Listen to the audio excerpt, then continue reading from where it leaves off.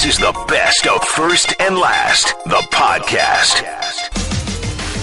Dominant Boston Celtics win in Game 5 of the Eastern Conference second round.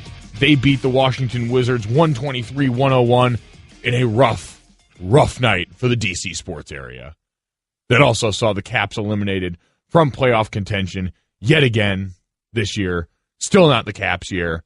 Still has a chance to be the Wizards year. Worth noting at this point that the home teams have dominated this series thus far. We wait for that to break the trend. But right now, Boston with a 3-2 lead going into Game 6 and did it in dominant fashion. Last night's game, really, the Celtics came out shot out of a cannon last night, led in large part by the otherworldly first-half performance of Avery Bradley. 29 points in the game, but 25 of those 29 points came in the first half. Over the last 20 years, the only other Celtics players to score 25 points in the first half of a playoff game are Ray Allen and Paul Pierce. Notable other players who have never scored 25 points in the first half of a playoff game include Carmelo Anthony, Steph Curry, Kevin Garnett, Joe Johnson, and Russell Westbrook. I do like the idea of Joe Johnson being mentioned in that group, too.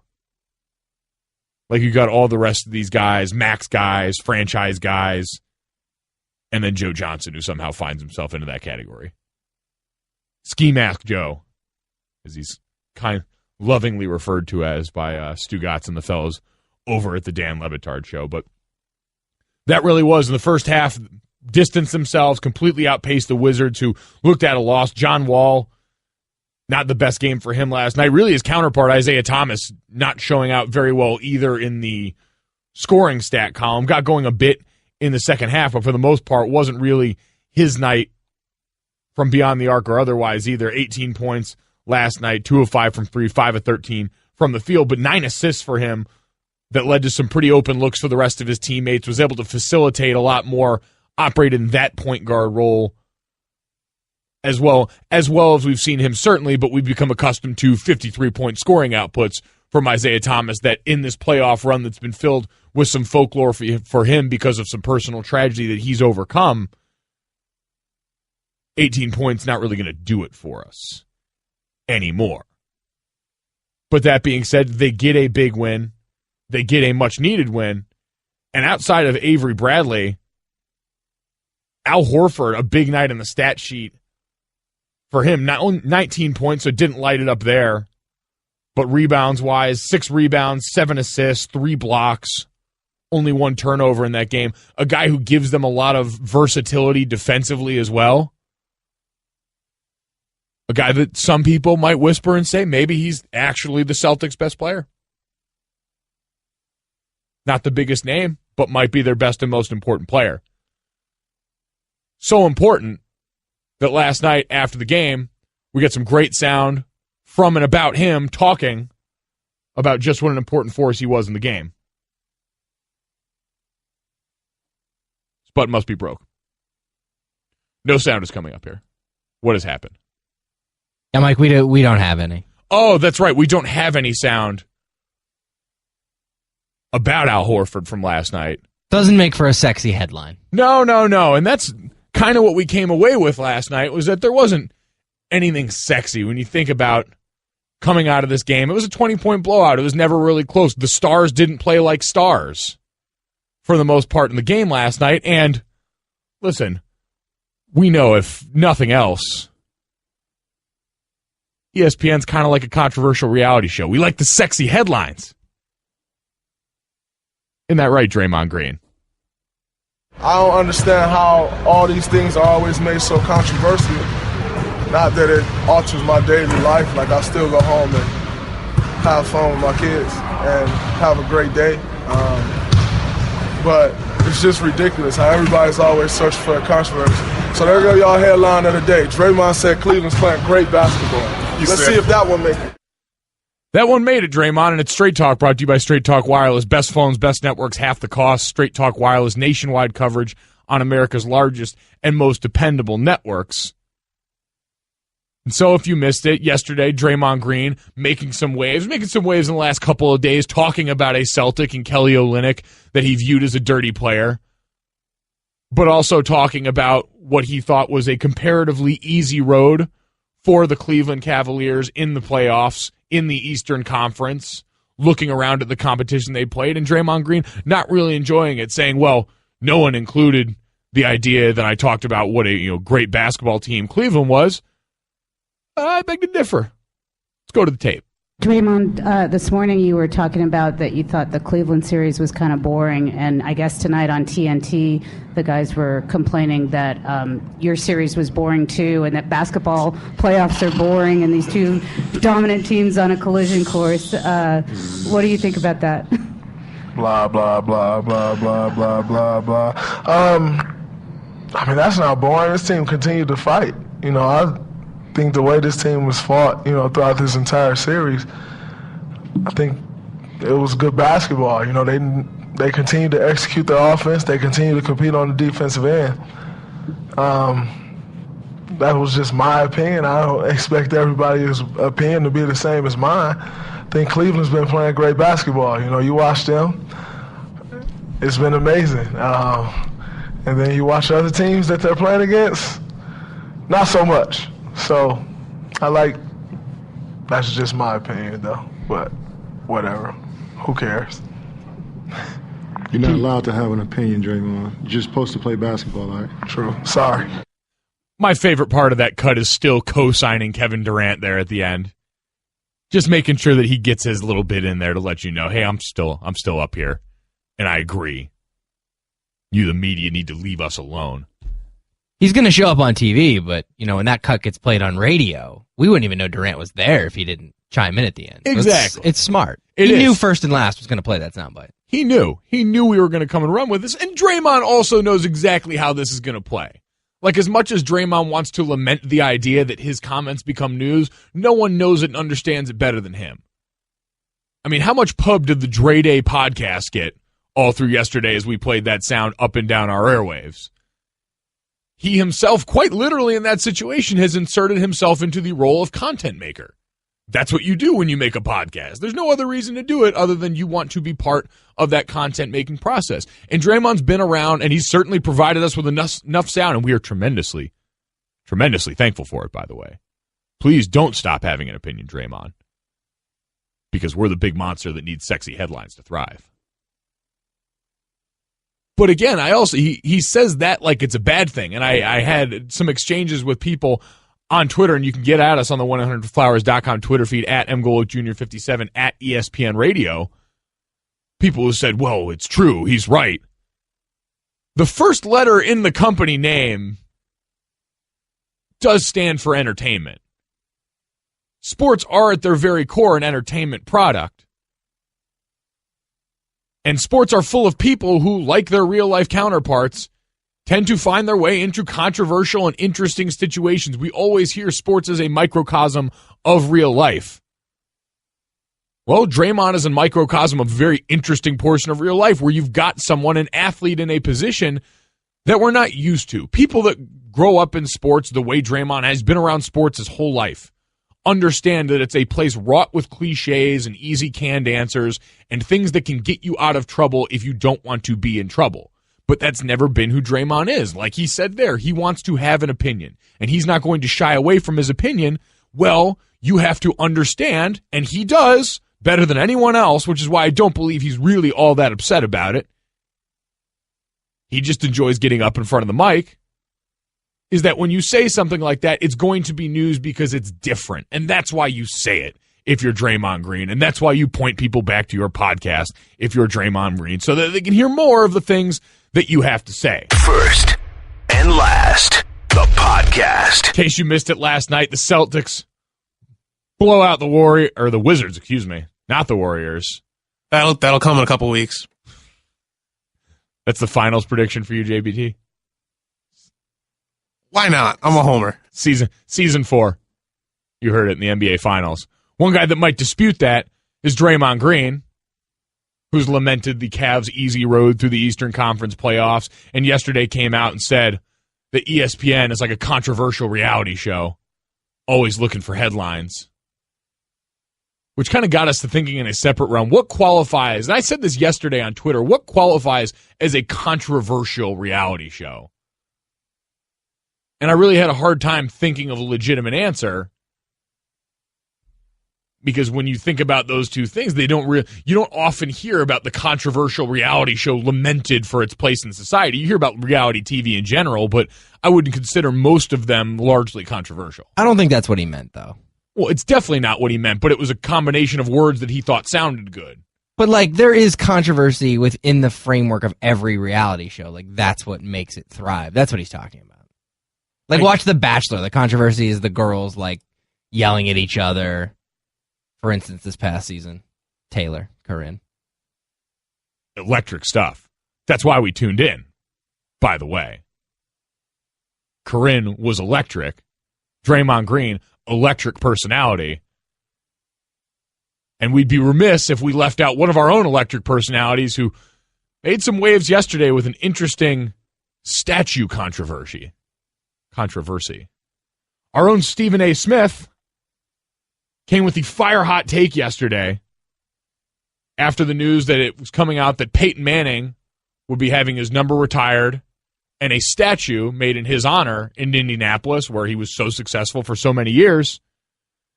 Stephen A. Smith, however, says no statue for Peyton. No, he does not. Peyton Manning is an iconic figure, arguably the greatest regular season quarterback we've ever seen. We all understand his greatness. He won one Super Bowl ring with the Indianapolis Colts. The other's with Denver. He's got 2 Super Bowl championships on his resume. He deserves to be respected. He deserves to be revered. But I'm not prone to giving out statues. I don't think everybody deserves that. There's a few statues up that I don't agree with. Some rolling right outside Staples Center, to be honest with you. I'm not of that ilk. If somebody deserved a statue, it would be somebody like a Tom Brady. I do not believe it deserves to be Peyton Manning. There were times where Peyton Manning has come up conspicuously short in postseason play. Doesn't take away from his greatness, doesn't take away from his Hall of Fame credentials, certainly doesn't take away from the class individual that he has shown himself to be throughout his career. But when you talk about statues, when you talk about being deified, you don't need to be somebody that's looking up at Tom Brady. That doesn't need to be you.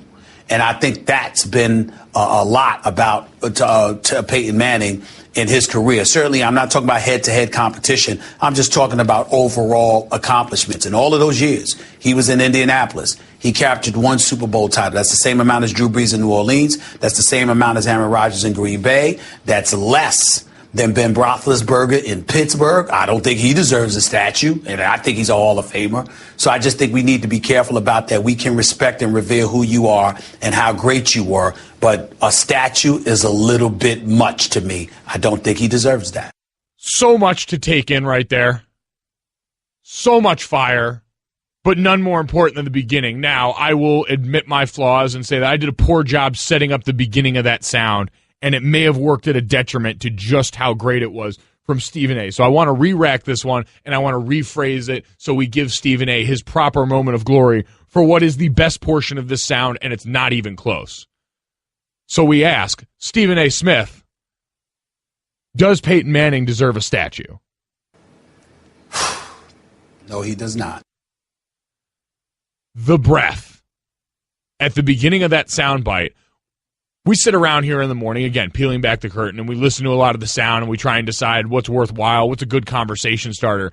And we couldn't get past that first moment in the soundbite. Stephen A. realizing the gravity of what's about to happen, realizing the severity of what he's about to say, has to take a moment and collect himself before anything else can happen. There's a full 1 second of silence before the breath. Oh, we also left in. It's a 2-second clip, and I'd say there's a full second of silence, there's a half second of breath, followed by a millisecond, a minuscule amount of no in here.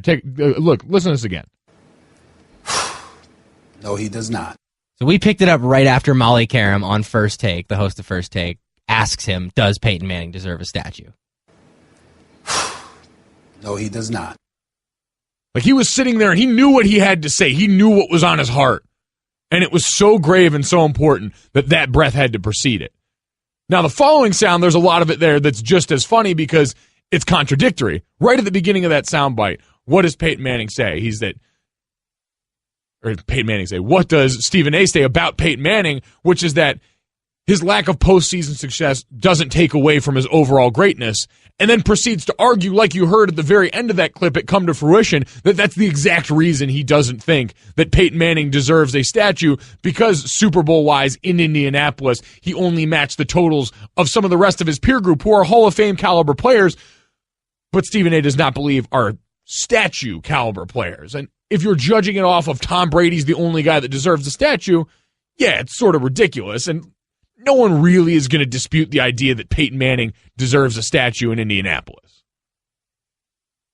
Like this guy, when you talk about it, you make the appropriate separation of Indianapolis Colts versus Baltimore Colts so that we're not having the Johnny Unitas conversation, because we understand in that regard, he's the other principal name that comes up at the Colts quarterback spot. But really, that's the less interesting portion in me.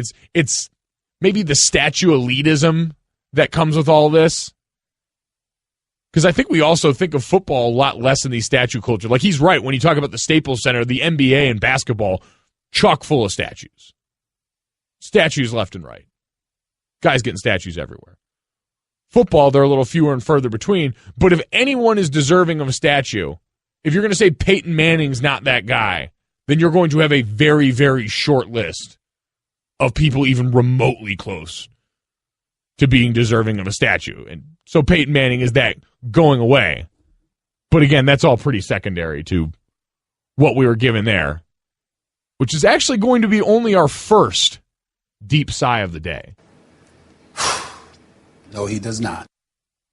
So keep that in mind. And you know what, for the hell of it, we'll throw it out to you guys. 888-729-3776, 888-SAY-ESPN. Does Peyton deserve a statue? Or are any of you going to argue on the side of Stephen A. Smith that Peyton Manning, great player, but didn't do enough to merit a statue? First and last. Roman Bustos tweets in, you said you're going to play a soundbite from ESPN's Best and Brightest, but you just played Stephen A. Smith. Ha, ha, ha, ha. It's the face of the company you're talking about there.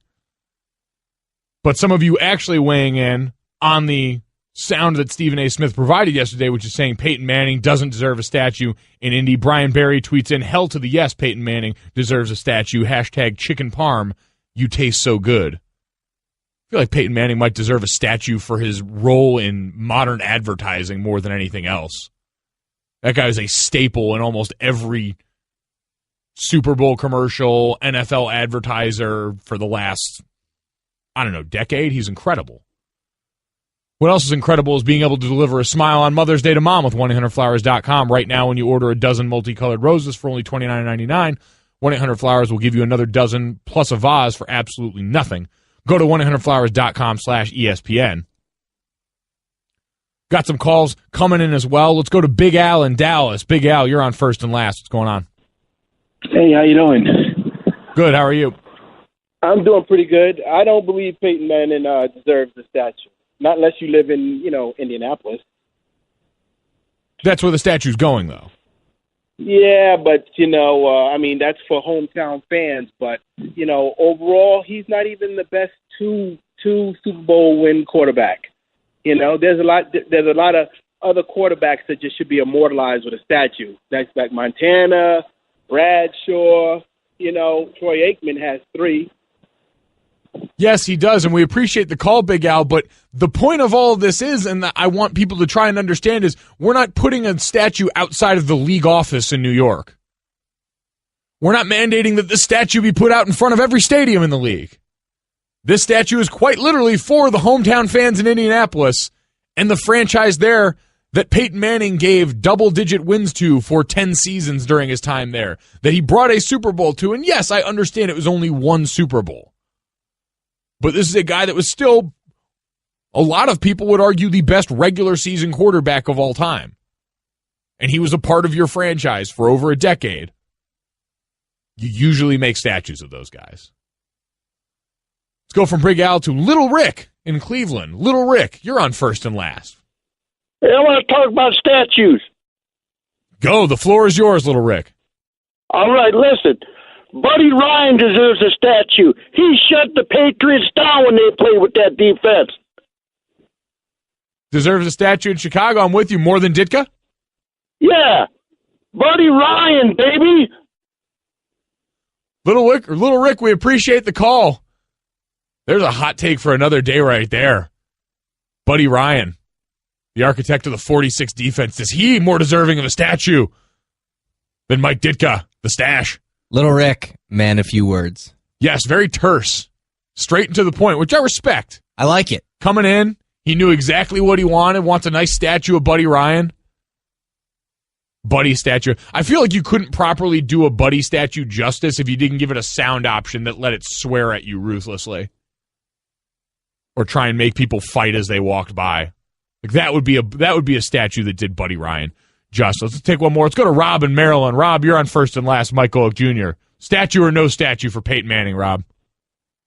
Man, statue. And let me tell you why. What's up, man? Hashtag Fathlete, brother. How you doing, man? I'm good, man. Fathletes all day.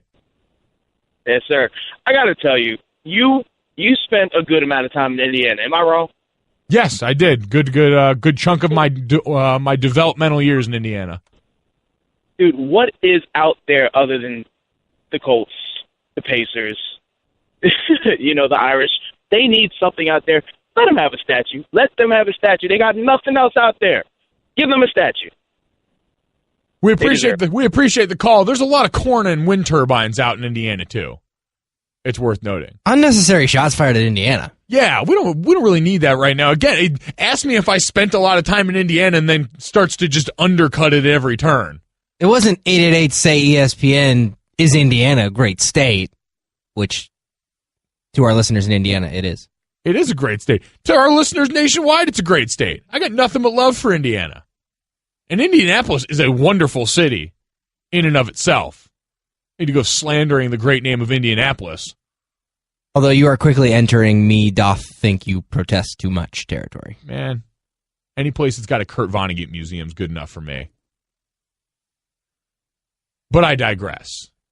So we've gotten into the Peyton Manning statue discussion, which you want to talk about Stephen A. He's a lot of things. He gets this because as soon as we mention it, calls light up, tweets light up, everything goes ablaze because all of you disagree or agree. And we'll get back to those calls later on if you guys are going to keep taking the bait on this one, which I'm more than happy to see. 888-729-3776, Statue Gate. Who does and doesn't deserve a statue? We're going to get to the bottom of it. Something else we feel like we need to get to the bottom of, though, the other name that comes up in this conversation when we try to make this about what statue we're going to put out in front of the league office, apparently, because you can only have one statue and one quarterback. A lot of people would argue that Tom Brady could be that guy, could be the greatest of all time. But one thing that came up yesterday, and you can put it in some interesting context. So yesterday, in actual current Patriots news, you had the Patriots decide that they were going to use a rare tender, something, as we put it, the headline is Pats issues seldom used May 9 tender on LeGarrette Blount. And basically it puts LeGarrette Blount in a situation where unless he signs somewhere else by July 22nd or is willing to hold out through Week 10, he has to re-sign with the Patriots at a set rate. I think it'd be $2.1 million would be the tendered rate on that. But he'd be in a crowded backfield. They already signed a couple other guys, etc. But it's a not often used move, and one that came off very cold and calculated. But to everyone's point, this is the way the Patriots get down. It puts them in the category to get a compensatory pick out of this if he does go elsewhere. So it's in the Patriots' best interest.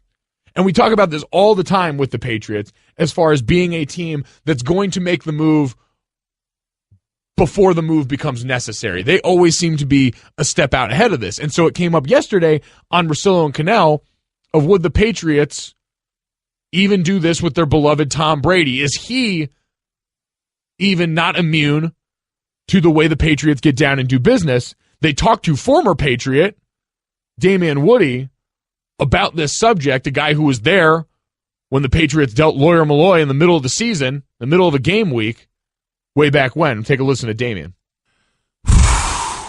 Boy, I mean, think about the dudes he's let go over the years. I mean, you're talking about, Adam Vinatieri, Richard Seymour, Lawyer Malloy. I mean, the list goes on and on. He gets, Mike Vrabel. Wes Welker. These are really, really good players. but they're not Tom Brady. They're not Mount Rushmore Tom Brady. I mean, for you to make that move, man, it takes some kahunas to make that move. You're even afraid of talking. Like, what are you doing right now? Taking deep breaths. Dude, I'm like tap dancing like Gregory Hines right now about this one. And it's just like, what do you think he would do? Because it's, I think he would pull the trigger on it. I really do. He would move on. I think Bill would do it. It is Deep Breath Thursday here on First and Last. I told you Stephen A. was going to be only the first deep, pensive breath you heard today. Damian Woody, again, in realizing just what it means, what he's about to utter into existence in the universe, requires not one, boy, but two deep breaths throughout the course of that soundbite to get to the ultimate place, which is he believes that the Patriots would, in fact, treat Tom Brady the same way they've treated a lot of their other former stars, a lot of their other former important franchise players, and move on with him before it's his time. Tom Brady's a guy that's come out and said he believes he can play for a while, can play at this level for another 5-6 years, wants to play well into his 40s because he believes that the way he takes care of himself, the way he's still producing, he's more than capable of being that guy for your team. But you know, the Patriots at some point have to look at this and say, all right, if you believe what they're saying about Jimmy Garoppolo, they think they've got a guy who could be the heir apparent finally there. For as many backup quarterbacks as New England's been through and draft picks that they used on backups, the Ryan Malletts of the world that come to mind, that have come and gone in New England, been dealt elsewhere, have played in a game or two, shouts to Matt Castle, and played a whole season and found their way to paydays in other places that never really materialized, but have had success in New England. They've found plenty of guys that have gone through there that they don't think have the upside of a Jimmy Garoppolo. We're presented by Upside. Now save big on travel and big gift card every trip you buy. You'll love Upside.com. That's Upside.com. So you could argue this is a decision the Patriots have to come to even sooner than later. Now they can franchise tag Jimmy Garoppolo next year if they want and delay this decision even further. But the bottom line is it's coming if you want to get on the Jimmy Garoppolo Express here. And so it begs the question is, if you're New England, because of Tom Brady, because of everything he's meant to your franchise, all the Super Bowl wins that have come since his time in New England with Belichick, with Kraft there, all is seemingly that trinity that have been the flagpoles planted in your ground around success, would you move on with him? And I'm inclined to say yes. I don't think the Patriots treat anyone as more special. They're about what kind of return can we get to you until it benefits us to no longer have you there. They understand that better than anyone. They've gotten a longer run of return out of Tom Brady than almost any of those other guys, and that's the nature of the position. All the guys that we mentioned on that list that they moved on from earlier than their time have one thing in common. They weren't quarterbacks. But Tom Brady's that guy, but I ultimately don't believe that saves him. When it's time, it's going to be sooner, and we're going to watch Tom Brady finish his career in a different uniform than a Patriots uniform if it comes down to it. Had a lot of people saying, no, Brady will retire. He won't go out like that. We're talking about the same Tom Brady, the ultimate competitor, the guy with as much fire who is on record of saying he wants to play in his mid-40s. If the Patriots aren't going to let him finish that out, Tom Brady's going to find another place to finish it. And you can be damn sure that the Patriots will find themselves in the crosshair of whatever team he ends up on. First and Last. I got fashion. Almost she wants to see. 'Cause I got fashion. I think we have fashion. Maybe. We don't have fashion. It's First and Last. Mike Golic Jr. here on ESPN Radio and the ESPN app. So for those that are listening right now, you may be going, wow, what is this hot fire jam that First and Last just came back into? Getting out your Shazam apps, trying to take that in. Well, it just so happens that our own producer guy, Dan Z, that's actually a friend of yours that made that song? I sat next to that kid in the first grade. Wow. And then again in eighth grade. So this was, we were tight. So you guys were big time homies back in the day. This is a guy you were really near and dear to. Yeah, man. Real good friend. Cal M. Look him up. Cal M. There you go. Handed Dan Z his mixtape and said, hey, can you play this on the show? Check out my SoundCloud page. blowing up in these streets. I learned this last night. So yesterday, just a side note and a show note, we took a little show trip to a hibachi restaurant last night because producer guy Dan Z had never been. Me and JBT were appalled that Dan Z in his 27 years of life now, yes, had somehow managed to skate one of life's great pastimes, which is going to hibachi restaurants for birthday dinners. As I explained to you, in the town that I grew up in with Cal M, there's like one hibachi restaurant. And it was like the cool thing to do. And I was like, no. Oh, you were the contrarian. You didn't go to the hibachi place because it was cool and you wanted to go the other route. I don't follow Mike Golic Jr. Dan Z, not a follower, but managed his first time. We showed him the onion volcano last night. He was floored by all of it. So I had to, was he good? I don't know. I have no context whether or not our chef was like a good hibachi chef. Because we haven't named the place, so this will never actually come back to him, he was dead dog average. Really? Yeah, he did a decent job. He took a couple of spills in certain places. The egg roll trick that they tend to do there, he botched that one pretty badly. He also was trying to flip whatever zucchini or something into. So we were sitting at a table with a young child celebrating his 5th birthday. 5-year-old Carlo. And his mother, who were great, by the way. I love the communal. I was a little unsure about the communal experience at first when we had to sit with them. I was like, oh, I didn't know that's how this went. Oh, it's a big part of the hibachi experience. That and sake. But I loved it. It was cool. Like, we got to celebrate this kid's birthday. But the reason I brought it up is because he tried to flip 10 pieces of zucchini into this poor woman's mouth, and it just wasn't happening. It was a zucchini machine gun, and none of it was hitting home. It got awkward because the rest of us, I'd say the rest of our table was the LeVar Ball of catching zucchini. We were undefeated. We never lost. We were incredible. It was a really solid performance from everyone except that one. And some of it was her fault, if we're being honest. If we're gonna critique performance, but some of it there were some terrible tosses, really questionable throws in there. So he hit her in the forehead at one point. And there's nothing she could have done to stop it. No. He put her in some tough spots. If we've been talking quarterbacks all morning, he did a really poor job of being a zucchini quarterback in that situation. That being said, he was a hell of a sake quarterback, and for that I was very thankful. I celebrated the hell out of that kid's birthday. We need to trademark the phrase zucchini quarterback right now. That is true. You heard it here first and last. We're officially calling dibs on air. If anyone wants to use zucchini quarterback from here on forward in reference to your wonderful communal hibachi experience, you've got to credit us. Just so we've got that clear. We came to a good place out of this hibachi story. We got something not patented, but we at least called dibs on air, which is basically essentially the same thing. So Dan Z had his first zucchini quarterback experience last night. It was meaningful. It was impactful. There was a flaming volcano of onion in there, and great times were had by all. I'm still full, though.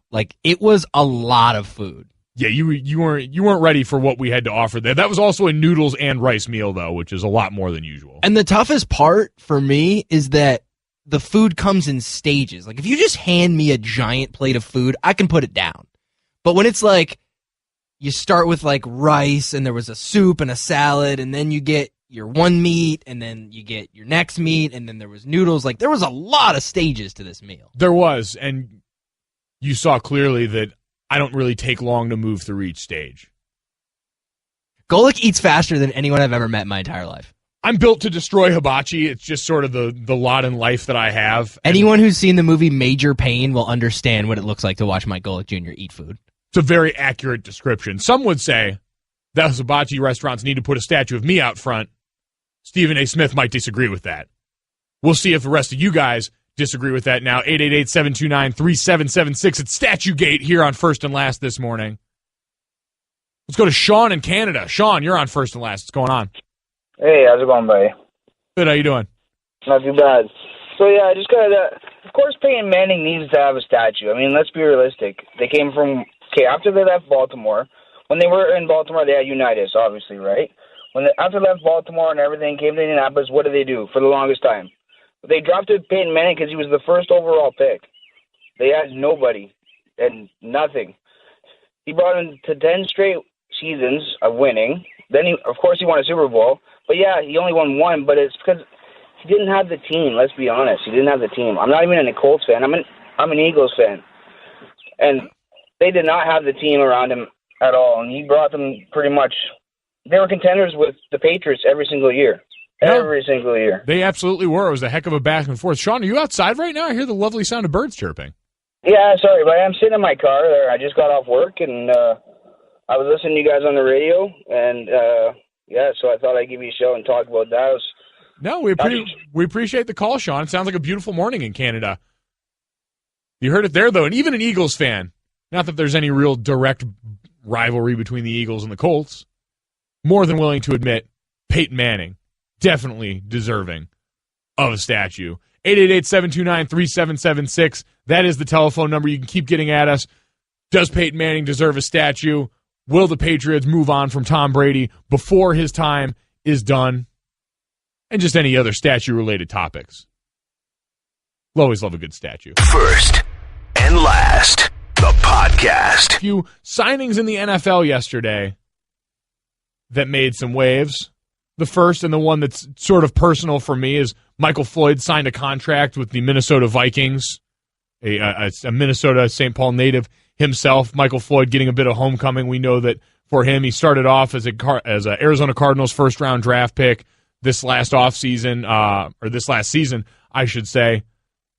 Had his DUI incident before ultimately ending up with the New England Patriots there. And obviously went to the Super Bowl with that team, but then had to face some legal issues this offseason. Going forward, it still actually remains to be seen, and part of this process for him was understanding that the league can still take action, can still suspend him at this point, so they'll wait and see that right now. But Mike Zimmer and company up in Minnesota believe that he's taken the necessary steps to show that he's improved and is willing to be a part of being a better player and a better person going forward for that team, and so they're willing to understand that relative to the risk of there. He signed a 1-year deal worth $1.5 million that could be worth as much as $6 million with incentives built into there. So low risk for them, understanding that they may be without him for a couple of games early on in that season. And so, listen, Michael's obviously a friend of mine. He was a guy I roomed with at Notre Dame for a little while. He was a teammate of mine. So personally,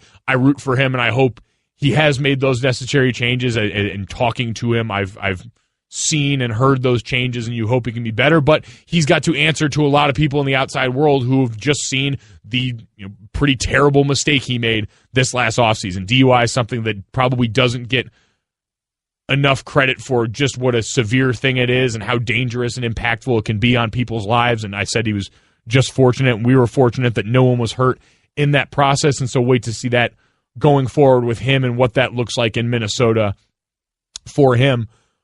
But another signing that came up yesterday, and one that probably wouldn't make too much noise normally, was a source saying that the Arizona Cardinals were set to ink Blaine Gabbert to a 1-year deal, clearly for a backup role there in some capacity to Carson Palmer. Again, wouldn't normally be news.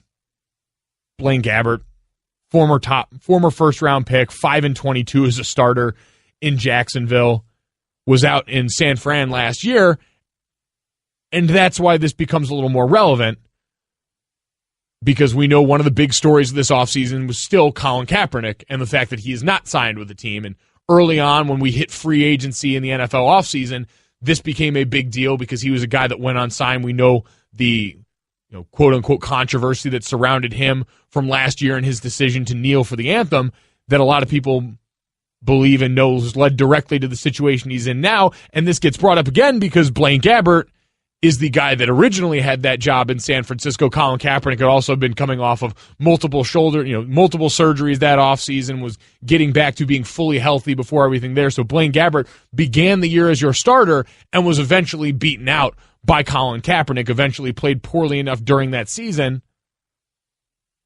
that 5 weeks in, he lost that job. He finished the season with a 68.4 passer rating, 5 touchdowns and 6 interceptions over that time period.